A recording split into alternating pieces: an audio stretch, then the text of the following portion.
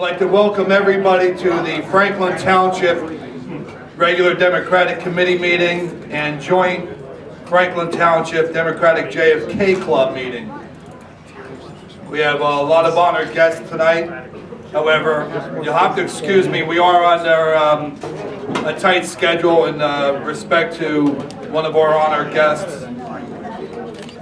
To my left is my Vice Chair, Jerry Fudge. I'm sure you all know her. Give her a round of applause. And the President of the JFK Club, Chanel Robinson. In the interest of time,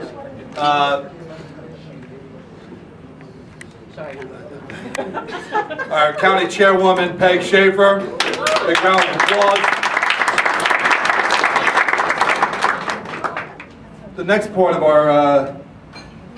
our meeting will be a few introductions. One of them is going to be our next Democratic gubernatorial candidate. I'll remind everybody, or advise everybody, that most Democratic governors visit Franklin before they get elected. And I warned the last one that he needs to come to Franklin more often and do a little bit more for Somerset County, and he didn't heed my advice, and we're going to miss him. But those coming forward aren't going to make that mistake and not visit Franklin or Somerset County. I assure you of that. So without further ado, in the interest of time, I would like to just introduce and welcome up, after a loud round of applause, our County Chairwoman, Peg Schaffer.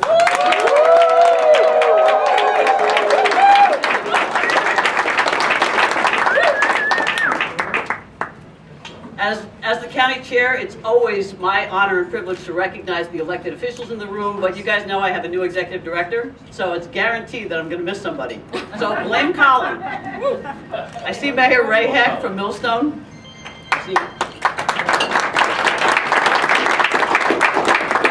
Councilman Rajiv Prasad from Franklin. Deputy Mayor Raj Sherman from Franklin. Councilman Tony Prezatelli from Boundbrook. Councilman Jim Vassanella from Franklin. Councilwoman Kimberly Francois from Franklin.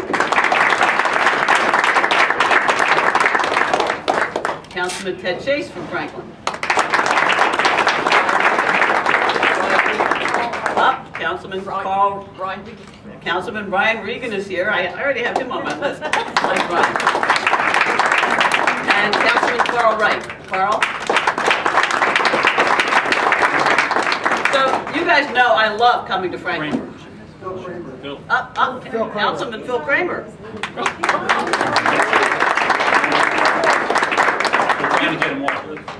They're trying to get rid of Phil. You guys know how much I love coming to Franklin. It's still, although we are getting bluer throughout the county, this is still one of those oases that we like to come to so we can see a bunch of Democrats in the room. And in my position, I wind up hearing a lot of introductions and making a lot of introductions, and they're usually filled with all kinds of hyperbole and platitudes and super this and super that, superlatives. Tonight I have the rare opportunity to introduce you to someone who actually embodies all of those platitudes. She's a person to whom they actually apply.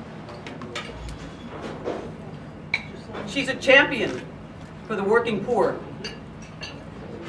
She's a tireless advocate for women and children and their access to health care. As the author of the anti-bullying statute, she's a perfect antidote to the bully-in-chief in Drumthwacket.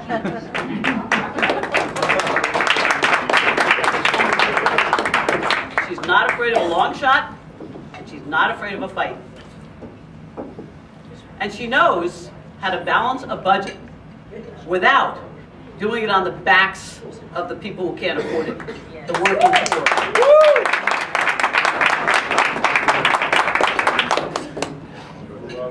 Somerset County, our decision was real easy.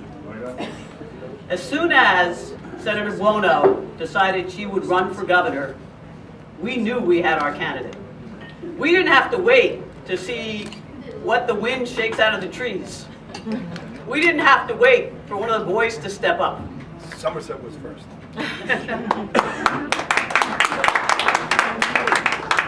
Senator Buono is a true Jersey girl. She was raised on the streets of Nutley. Unlike that guy in Trenton right now, who was raised among the manicured lawns of Livingston. A real hard-scrabble town. So it is now my honor and privilege to introduce you to the first Democratic candidate named Barbara for the office of governor, and the next governor of the state of New Jersey, Senator Barbara.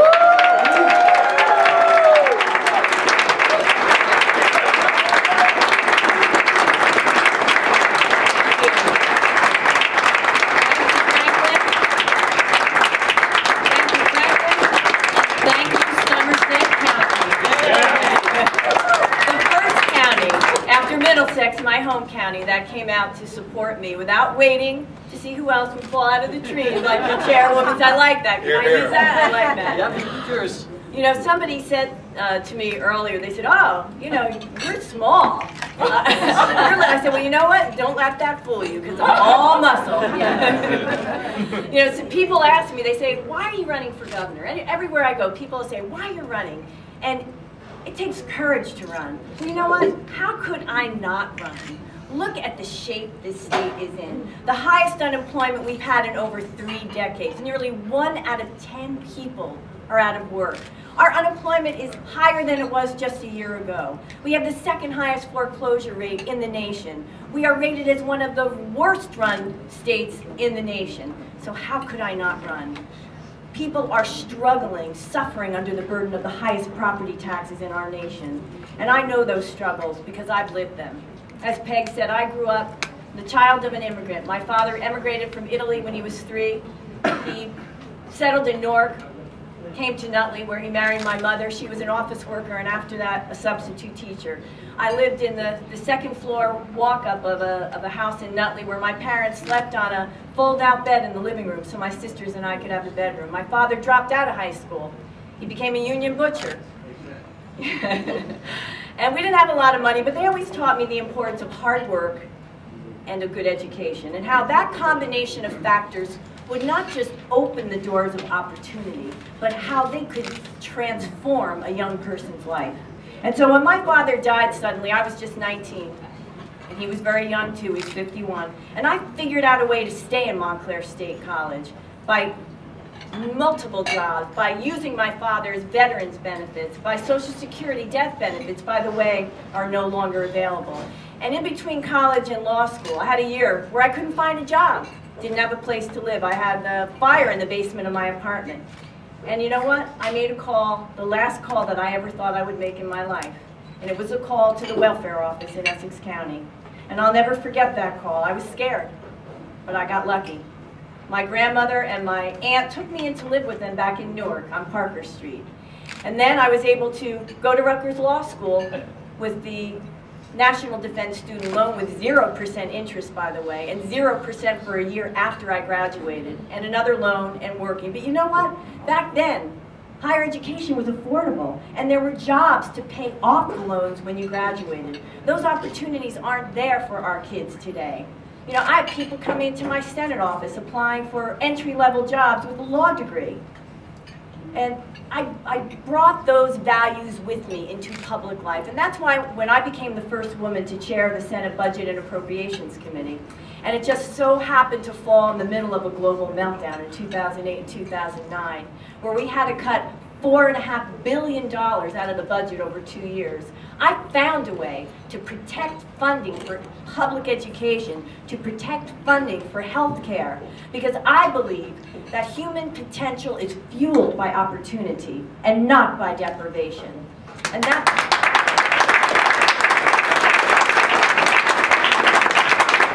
that's the kind of governor I'll be. I've always been someone who stood up for those who can't fight for themselves, those who are the voiceless. I've always put people ahead of what's politically expedient. So I have a track record to run on. And you know, we are building our way, rebuilding after Sandy hit. And the governor is running on Sandy, and it has artificially inflated his poll numbers. We know that, and it's good that there's goodwill in the aftermath of Sandy, and we should come together, and we have, and we will continue to work together in a bipartisan fashion to rebuild after the storm has hit. But you know what? Our state was in crisis well before the hurricane came, and we all know it. And we cannot, and we should not, shy away from confronting the issues that were facing our state before the storm hit. Even before Sandy hit, we were hemorrhaging good-paying jobs to other states. Before Sandy hit, nearly 1 in 10 people were out of work in New Jersey. You know, this governor likes to say that Sandy erased the blackboard, but it didn't erase the families that were suffering, struggling under the crushing burden of property taxes before the storm hit. You know, New Jerseyans are smart. You know, we're pretty savvy. You can say a lot about us, but you know what? We're pretty smart and savvy, and we know that this governor's claims of a comeback, when we had unemployment sky high, when the cost of higher education was skyrocketing, when he was turning down billions of dollars in federal funding to build a tunnel into the city that would have created thousands of jobs, that this was not a comeback, it was a catastrophe. This governor's remedy for a failing economy was to propose last budget year an income tax cut that would have disproportionately benefited the wealthy and left a few crumbs for everyone else. You know, tough talks and empty promises aren't going to erase the reality that we have real problems here in New Jersey. This governor, on every issue that is of importance to New Jerseyans, jobs, the economy, foreclosures, the second highest rate of foreclosures in the nation, the cost of higher education, creating opportunities for our children so that they can surpass our achievements. He has failed. The last 3 years, this governor has crisscrossed our nation in support of the National Republican Party's agenda, in support of his own aspirations to run for national office. And all the while, our economy has continued to sink, property taxes soar, and the cost of higher education spike. And yet, in spite of his fiscal mismanagement on this budget, where he artificially inflated our revenues coming into the state, saying that we were going to have the highest growth of any state in the nation, even though we were number 46 at the bottom of the barrel in economic growth. That fiscal mismanagement has blown a hole in our budget that it's going to be hard to fill. And I shudder to think where he's going to cut. And I think back to 2010 when he first came into office and he declared a fiscal state of emergency. And where did he go? He went and he cut public education, the first place he cut. And we know the impact that has on property taxes. They went sky high. So in spite of all this, this governor has asked for you to return him to office for the next 4 years. Your answer should be a clear and resounding no. No. We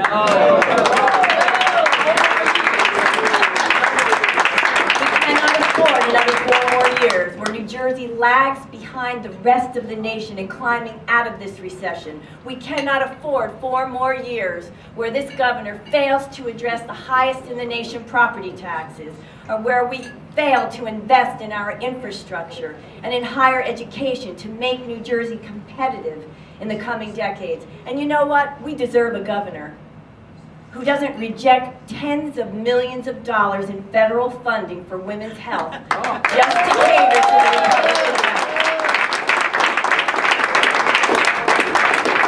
Look, it's going to be a tough battle, but if we unite, and we have, together we can elect a governor who shares our priorities, our policies, to make New Jersey competitive in the coming decades. We can do it, we will do it with your help, and that, my friends, is the kind of leadership I'm asking you to embrace here tonight. Thank you all.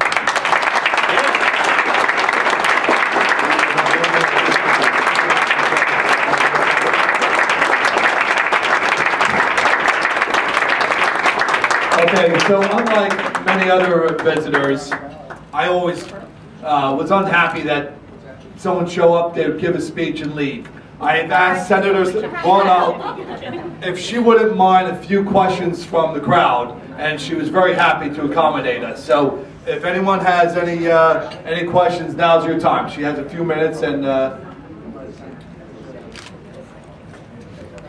Senator, one of the things that kind of troubles me is what I understand to be the unfunded liabilities of the state pension fund and the health care fund for, I guess, retirees or for all of us, which in a report I recently read was something around $85 billion of unfunded liabilities.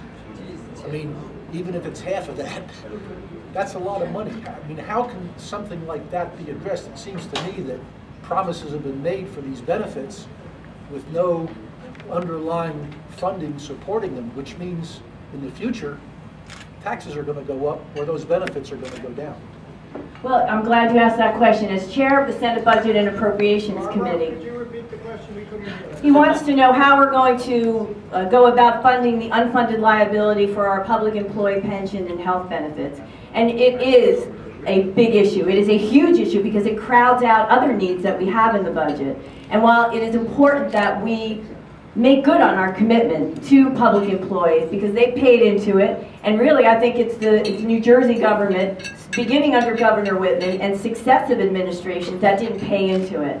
When I was chair of the Budget and Appropriations Committee in 2008 and 2009, I read the reports that you're talking about, and I was just, how could we have done this? You know, leadership, governors, not just Republicans, not just Democrats, but successive administrations.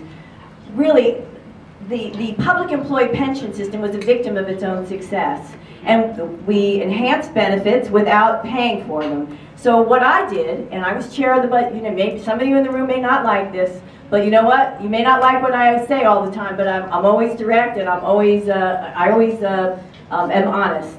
As the chair of the Budget and Appropriations Committee, I proposed some common sense reforms to deal with the abuses that were endemic in the public employee pension system. Because if we didn't, it was clear to me if we did nothing, the public employee pension system would collapse under the weight of its own debt.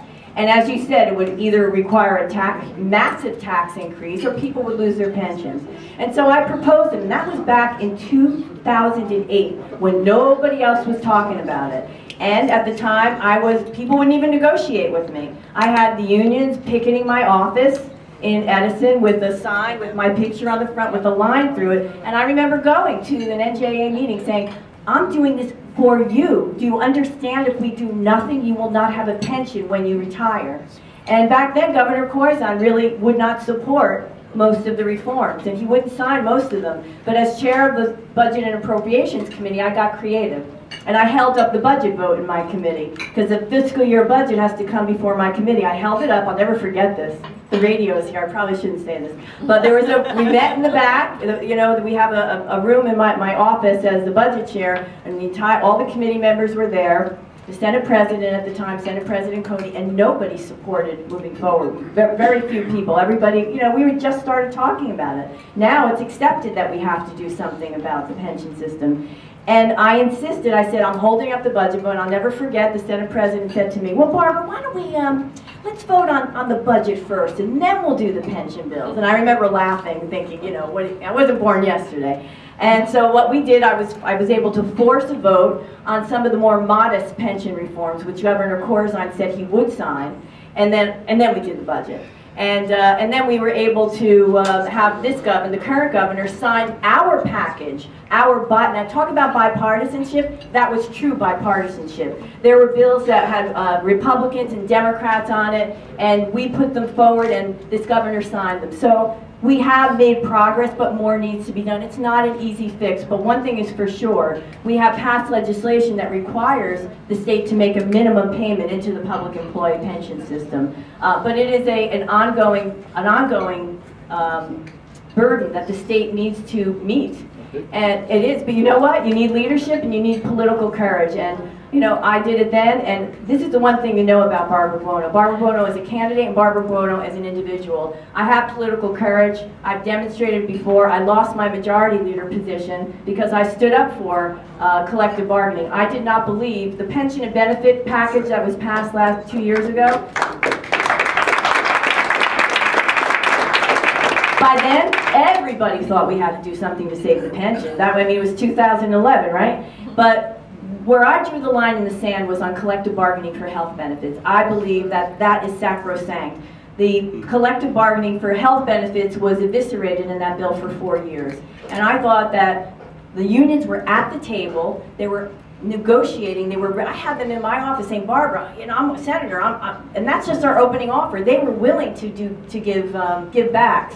And I thought that the process should run its course. And I lost my position. But you know what? It wasn't even a hard call. I'd do it all again because I think it's more important to stand up for principle and for the people that you believe in and not for what's politically expedient. So that's the kind of leader you'll get in years to come.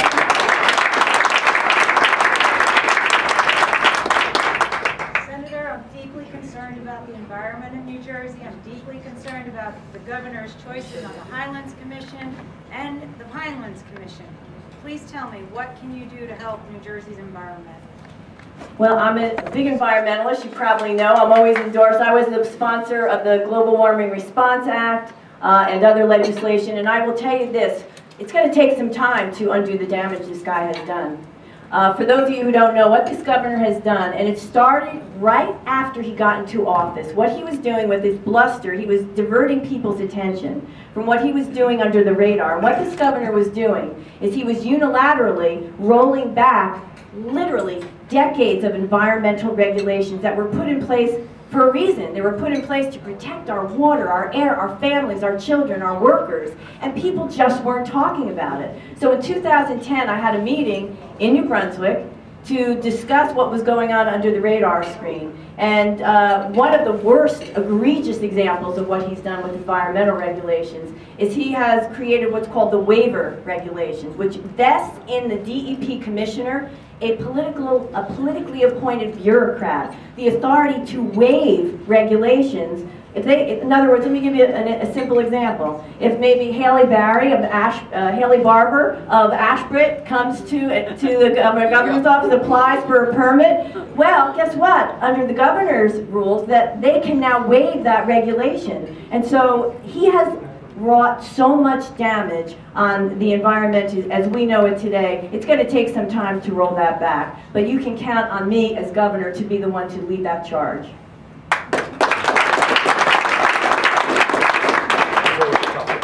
Steve. I hear you're the tough one.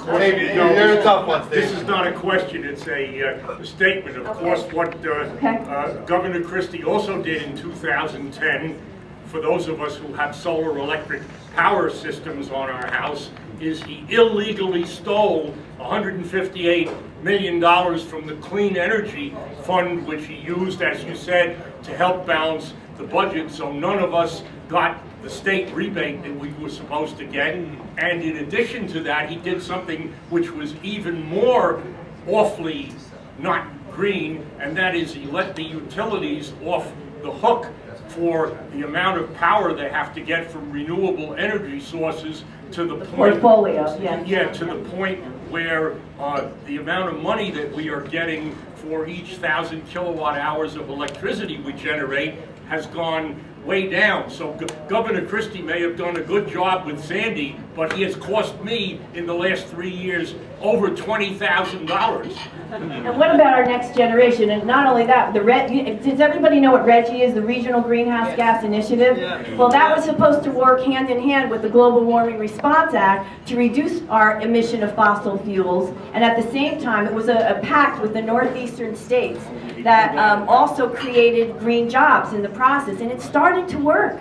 It created thousands of green jobs. This governor came in unilaterally, again, you get there's a thread here, unilaterally, without going to the legislature, withdrew New Jersey from the Greenhouse Gas Initiative.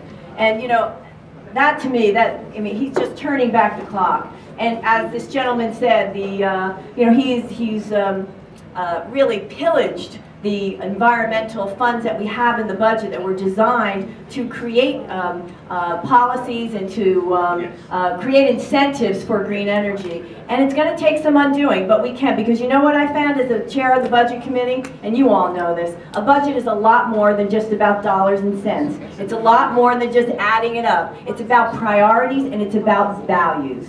Yes, sir.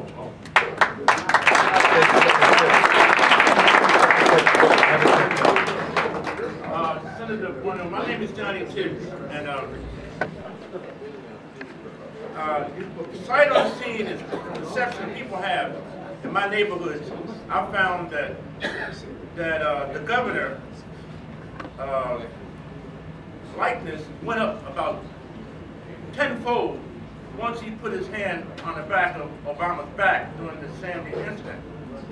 And knowing that we have a very popular president, I wondered if during your time of your campaign, will there be any time that you will spend with the president in any given affair or anything? I'm saying that if that can occur as often as it can, I think that it would, the people that's going to vote for you will have, will like you a lot better and get to know you a lot better. Well, thank you. Yeah, you know, well, let me say this, though. Let me start with the, you know, the question was, is President Obama going to come in during the campaign? And I certainly hope so. But I will say this. I don't disagree with the president hugging the president or the governor, the current governor hugging the president. You know what? He should have embraced him, because we need as much federal funding to help the people in New Jersey as right we do, and not just Ocean County and Camden County and Monmouth County, but you know, right here in Somerset County and Middlesex County, I have people, hundreds of people that are without their homes still. So we need to rebuild this up. So I don't disagree with it. I agree that he did get a bump in goodwill because of it, and you know, so be it. Yeah. Thank you, Chairman. Thank you. Councilwoman Francois, come on up here, and I'm going to let you introduce the whole thing. I'm going to step aside. Yep, stay right there. You know, I'm always asked by Joe to do stuff that I don't want to do. But I'm doing it. So don't take this personal. Okay.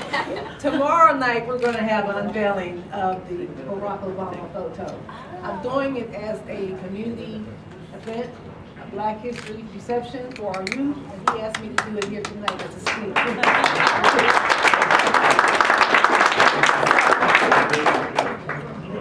150 years ago, President Abraham Lincoln signed the Emancipation Proclamation, which freed the slaves. In addition, it took decade upon decade upon decade of struggle for African Americans to be granted the same equal treatment and protection under the law. In addition, it's been a major milestone for our nation to provide equal justice and liberty for all. So fast forward to today, we have currently an African American president, even after all that struggle. And tomorrow, on Abraham Lincoln's birthday, he will be delivering the State of the Union address. On Abraham Lincoln's birthday. I love it. He's also going to share with us his future plans for our nation. He's also going to talk a lot about the many accomplishments, the fabulous things he's done for our world and our country. And he's had to do that in the face of adversity. It has not been easy for him while he ran. It has not been easy for him as the president. And what I want to say to you are, Barbara, I want to get personal to our candidate. I want to say that while the naysayers are asking you, do you really think you're going to beat Chris Christie? Remember the words of our president, the inspiration he provided to our nation, the 3 words he used to say while he ran for president. Yes, we can. Yes, we can.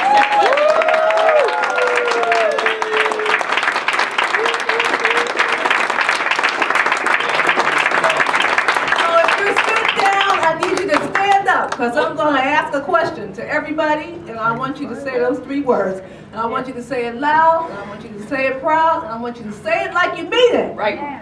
So, can Senator Barbara Buono beat Christie? Chris? Hell yeah. Yes.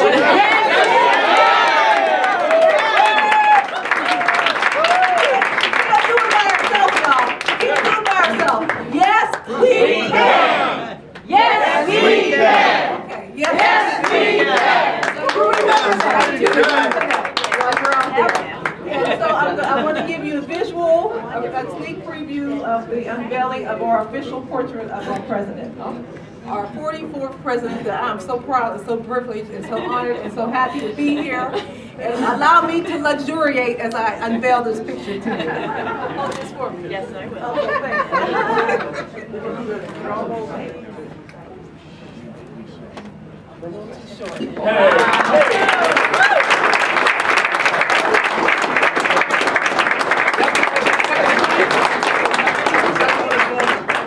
Official portrait.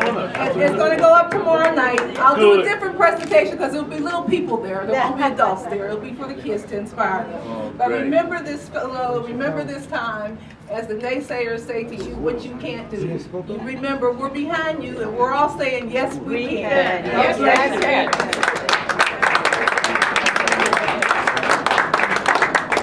I just want to recognize 2 past chairmen that walked in the room, Bruce McCracken and Bill Grippo. Just want to give a round of applause. And another past chairman and the Prince of Franklin Township is Assemblyman Upendra Chivukula. Thank you very much. Let's give a round of applause to Senator Barbara Buono, who will be our next governor. It does take courage, and it takes a lot of courage that Senator Buono stepped in when nobody in the state legislature, including, wanted to step forward and challenge Governor Chris Christie. And she eloquently talked about some of the things that the state has gone through over the last 4 years, whether it's environmental regulations, whether it's the Clean Energy Fund, how he has taken the different funds to balance the budget and hurt the middle class America. When you talk about 2% cap, property tax cap that was put in, that is going to, who does it hurt? Each and every one of us who pays property taxes. Whenever he tries to affect the public education, who does it hurt? Our children and our grandchildren. So I think it is time that we send a message to Trenton, to Governor Chris Christie, that we are going to stand up to him. We're going to work very hard every day, trying to make sure we reach out to all the people, make them believers. Right now they're saying naysayers, oh, Christie is so popular, we cannot defeat him. But I think you have to believe. And when Councilwoman Francois said, yes, we can, but we have to believe that we can. Thank you and God bless.